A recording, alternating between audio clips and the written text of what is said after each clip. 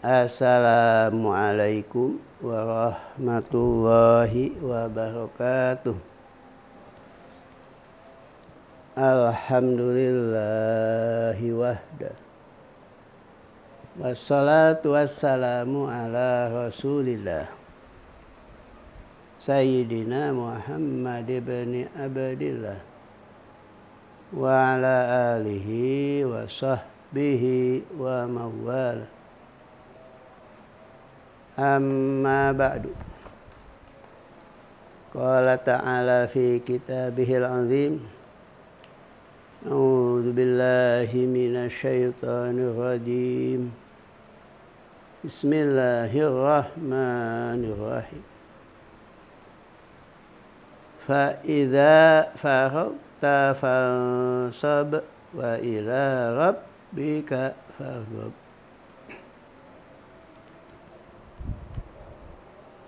Ketua Yayasan yang saya hormati, para pengasuh yang saya hormati, para orang tua atau wakil, demikian pula kepada para asatidz dan ustazat, kepada anak-anakku hadirin hadirat yang berbahagia. Hari ini adalah hari di mana kita harus kembali dari rumah ke pondok. Dari rumah ke pondok pesantren Al-Muhajirin Purwakarta. Namun karena berkaitan dengan bulan Ramadan, maka sebelum kita ke pondok, pagi-pagi di hari ini kita ingin mencoba adanya silaturahmi supaya terhubung antara hati yang penuh dengan kasih di antara kita akan terwujud.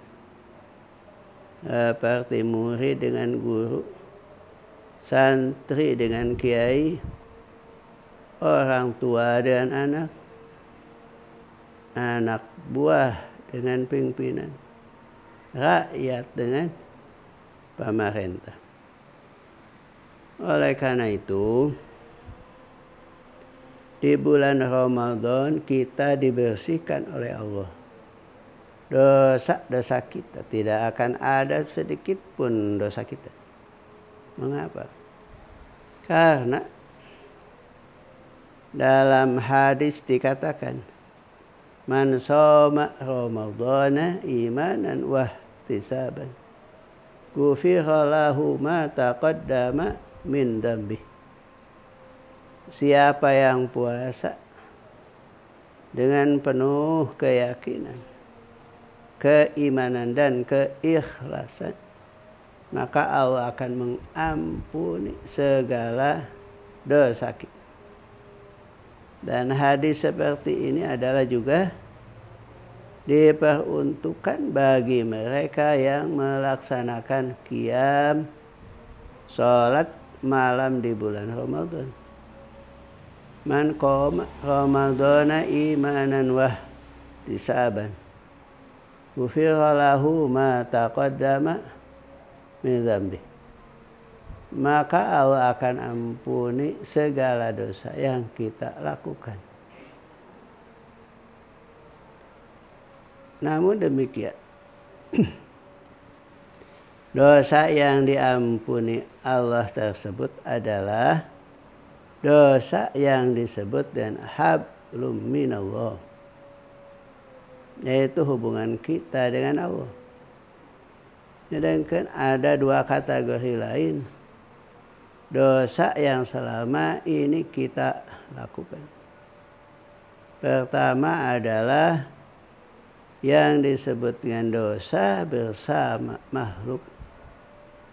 Dan yang ketiga adalah dosa yang secara mutlak Allah tidak akan ampuni.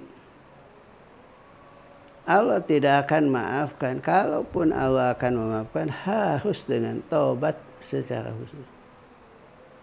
Demikian pula dosa-dosa dengan Allah. Kalau itu termasuk dosa besar. Tidak otomatis dengan puasa, dengan tarawih, dosa-dosa itu diampuni. Misalkan, kalau kita tidak sholat baru diampuni. Kalau yang kita tinggalkan itu diqadai dulu.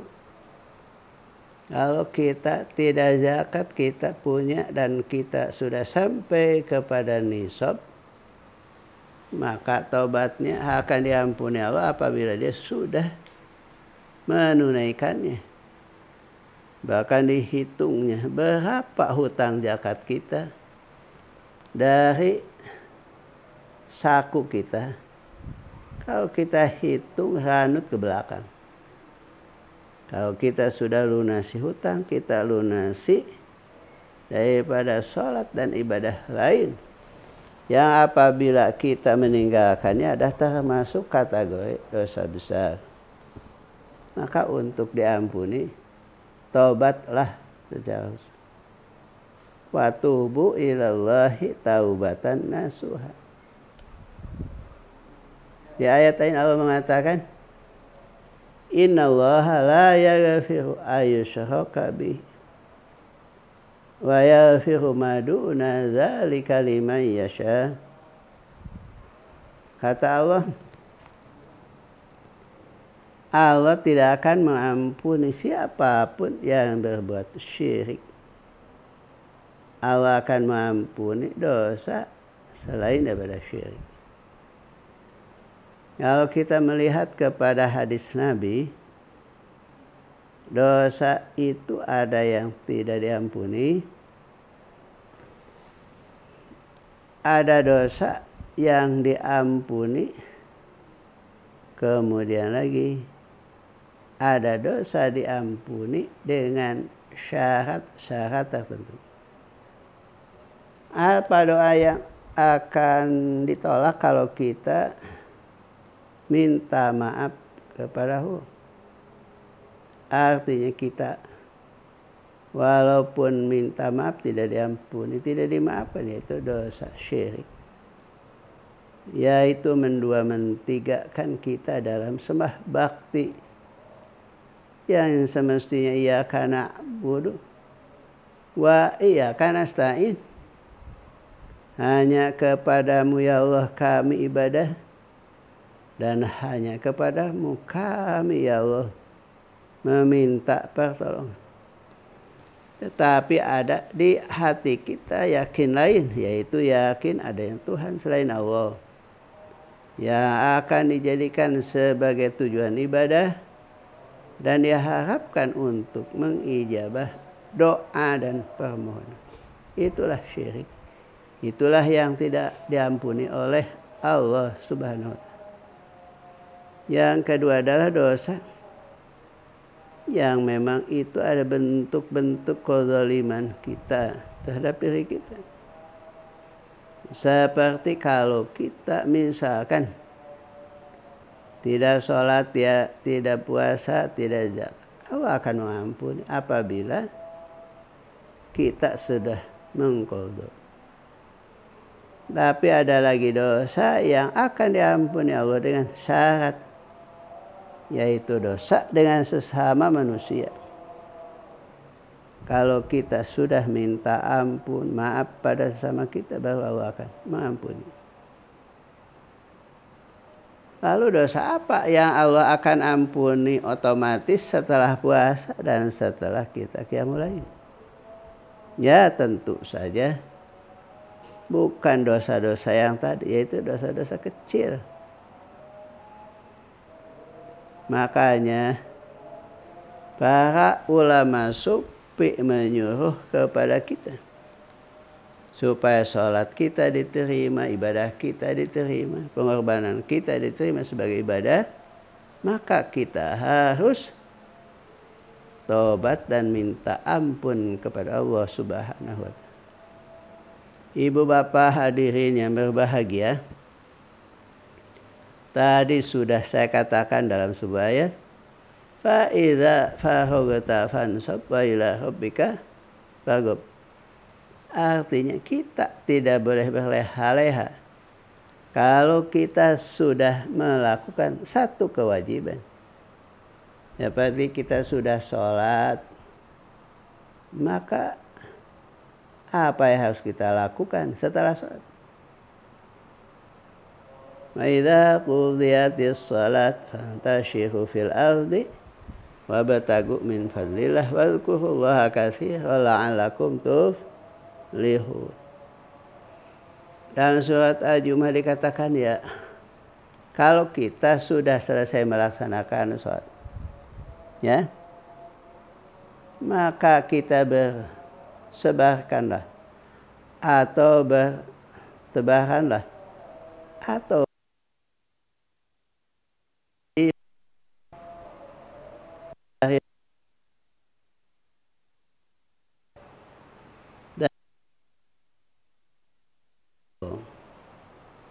kemudian yang kedua adalah apabila kita hari ini sudah selesai sholat, sudah selesai puasa, sudah selesai zakat, lalu bertanya kepada diri kita apa yang harus kita lakukan setelah ini semua. Pokoknya selama kita masih hidup, tidak boleh berhenti aktivitas itu sampai Allah mencabut nyawa kita, sampai Allah mematikan kita. Kalau misalkan kita sudah kerja, apa yang kita istirahat? Kalau kita sudah belajar menghafal, mengamalkan, pokoknya kerja kita di muka bumi ini tidak ada kata selesai, tidak ada kata-kata sudah. Ada bahkan banyak tugas kita yang harus kita lakukan. Misalkan setelah puasa 1 bulan, keluarkan zakat harta, keluarkan zakat fitrah.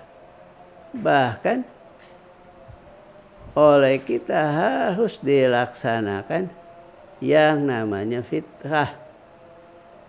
Kalau kita puasa tidak fitrah, tentu puasa kita tidak akan diterima, kecuali kalau kita memang tidak mampu. Yang kedua, kita misalkan setelah belajar tingkat SD lanjutkan ke tingkat SMP. SMP selesai lanjutkan ke tingkat SLA. SLA selesai lanjutkanlah belajar di PT, di perguruan tinggi. Udah S1, S2, S3, dan akhirnya sampai tertinggi di dalam. Namun tidak ada kata selesai, tidak ada kata sudah. Kita belajar adalah sampai akhir hayat. Apakah belajar itu formal ataupun belajar itu tidak formal? Yang jelas bahwa memang kita ini wajib belajar. Nama ilalah dari sejak kita lahir sampai mati. Mengapa kita begitu? Karena ingin kita ini menjadi manusia yang manfaat. Ingin menjadi manusia yang manfaat. Kata Nabi, khairun nas anfa'uhum linnas. Sebaik-baik manusia adalah manusia yang banyak memberikan.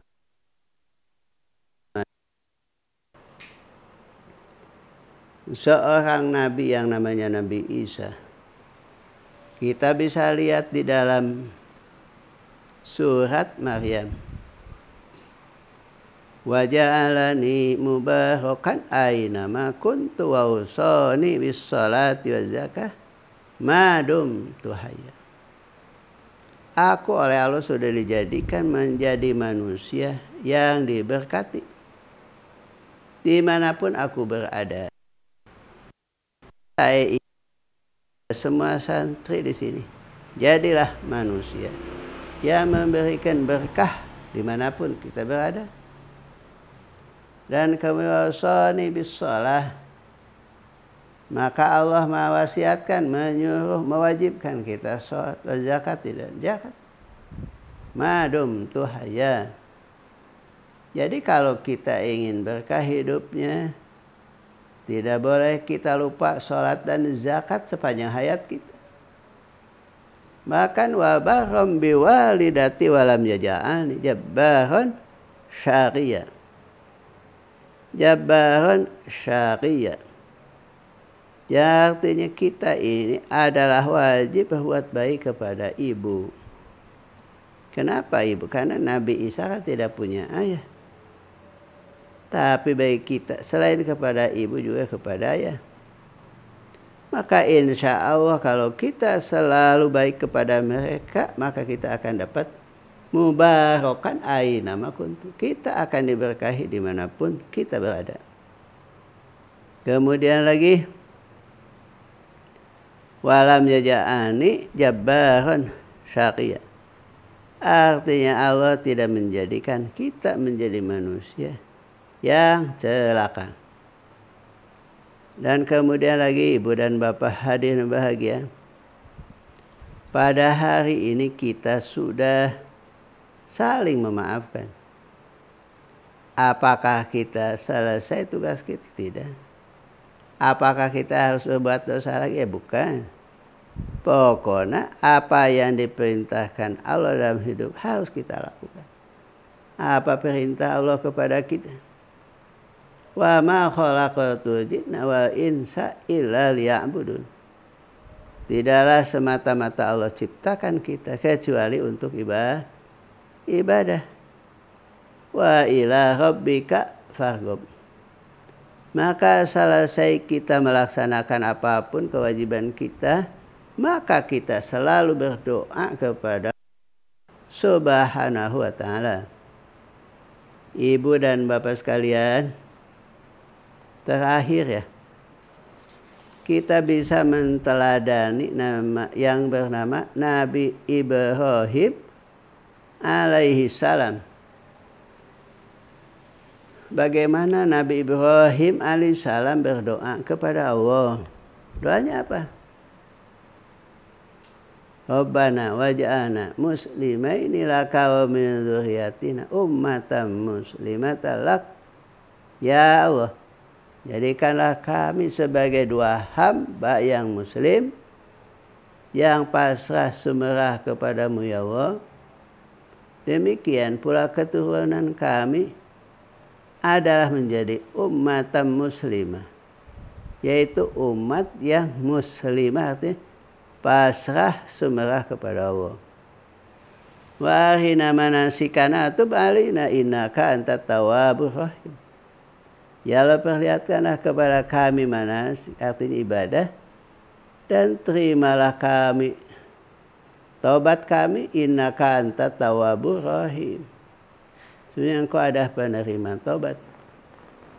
Kemudian ayat yang kedua adalah Rabbana wab'ats fihim rasulan minhum yatlu alaihim ayatika yu'allimuhumul kitaba wal hikmah wa yuzakkihim innaka antal azizul hakim. Minta kepada Allah, ya Allah, utuslah kami seorang utusan. Atau kalau kita mah, ya Allah, bimbinglah kami oleh seorang pembimbing, yatlu alaihim ayatika, yang selalu membaca ayat-Mu. Wa yu'allimuhumul kitaba wal hikmah, dan ngajari mereka dengan kitab dan hikmah. Wa yuzakkihim, dan mensucikan mereka. Innaka antal azizul hakim. Jadi artinya ibu bapak sekalian, carilah dalam hidup ini adalah guru atau pembimbing yang betul-betul sanggup membacakan ayat Allah, mengajarkan Alkitab dan Sunnah, serta membersihkan hati dan anggota badan kita dari segala dosa. Kemudian apalagi wasiat Ibrahim kepada anak cucu. Ternyata Ibrahim kepada anak cucu tidak ada pesan apa kecuali untuk istiqomah di dalam beragama Islam. Wa wasa biha Ibrahimu banihi wa Ya'qub Ibrahim telah wasiat kepada anak-anaknya dan demikian pula Nabi Yakub. Apa konten, apa isi daripada wasiat? Ya bunayya innallaha astafa lakumuddin. Ya Allah, ya anakku, wahai cucuku, wahai keturunanku.